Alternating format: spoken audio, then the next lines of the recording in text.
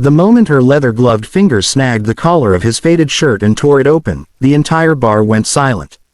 Even the jukebox stuttered, as if the music itself knew to hold its breath. On his chest, in bold black ink, curved around a pair of wings and the words Semper Fidelis, was a Marine Corps tattoo. The man didn't flinch, didn't push her away. He just stood there, staring at her with storm-gray eyes that had clearly seen too much of life already. She hadn't meant to do it. Cassandra Lane, billionaire heiress, motorcycle queen, and rebel who had traded boardrooms for biker bars, wasn't in the habit of humiliating strangers. But tonight, her temper had gotten the better of her.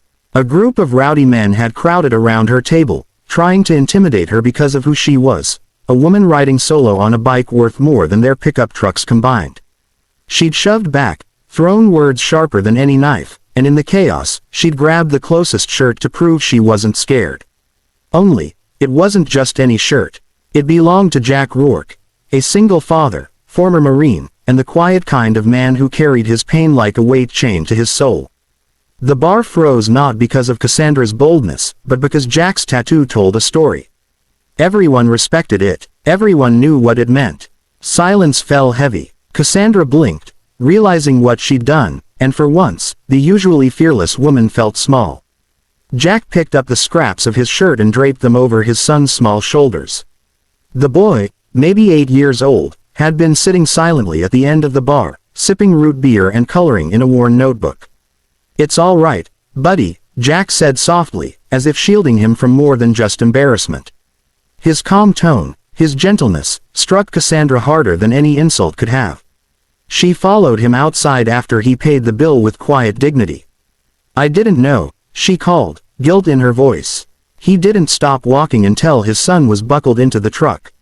When he finally turned back, the hurt in his eyes wasn't anger, it was weariness. "You don't know anything," he said simply. That sentence stuck with her. Over the next weeks, fate, if not mischief, kept throwing them together. Cassandra's charity foundation had quietly donated to the very same veteran housing project where Jack volunteered on weekends. She saw him repairing broken windows, hammering nails with calloused hands, his son always close by. He wasn't like the men she'd grown up around, greedy, power-hungry, careless with people. Jack lived with purpose. His challenges weren't about money, they were about survival, healing, raising a boy who deserved more than war stories and empty bank accounts. Cassandra began helping, at first just to ease her guilt. But soon she found herself lingering, bringing food, laughing with his son, asking Jack questions he never expected from someone like her. And slowly, brick by brick, he let her see pieces of the fortress he'd built around his heart. The nightmares he hid, the guilt of comrades lost overseas, the exhaustion of playing both mother and father. But Cassandra had her own scars. She confessed to him one evening, sitting on the tailgate of his truck under a sky full of stars, how money had never brought her peace. How she'd ridden away from boardrooms because being the richest woman in the room still left her feeling worthless inside. She was tired of people only seeing her last name, never her soul. Their worlds were so different, his forged in fire and loss, hers in wealth and rebellion, but they found common ground in the ache of not belonging. Still, there were challenges. The town whispered about her, the billionaire who thought she could swoop in and fix a veteran's life. Jack bristled at the idea of charity, too proud to be a project. And Cassandra feared he would never see her as anything more than a reckless rich girl who once ripped his shirt in anger. The breaking point came when Jack's son fell sick. Hospital bills piled higher than he could climb, and pride nearly kept him from asking for help.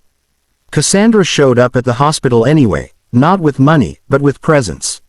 She sat beside Jack through the long nights, brought warm meals, and even entertained his son with stories about her biker travels. She didn't try to solve everything, she just stayed. And that was what finally broke through. One night, when exhaustion pulled him thin, Jack whispered, "You don't have to carry us." Cassandra looked him straight in the eye. "And you don't have to carry everything alone." It wasn't love at first sight. It was love built in small, steady moments, trust earned, walls lowered, hearts learning to beat again. Months later, that same bar where their story began held a different scene. Cassandra and Jack walked in together, his son perched proudly on his hip, wearing a brand new jacket Cassandra had bought him. The regulars glanced up, remembering the night when silence had frozen the room. But this time, they saw something else. A man no longer weighed down by loneliness, and a woman no longer running from who she was. The jukebox didn't stop. The world didn't hold its breath. And Cassandra realized that true wealth wasn't in bank accounts or motorbikes, but in the family you fought to build, piece by piece. The lesson lingered long after the story ended. Scars, whether from war or from loneliness, don't make us weak. They remind us that we've survived. And when two people dare to share the weight of their scars, they don't just survive, they begin to truly live.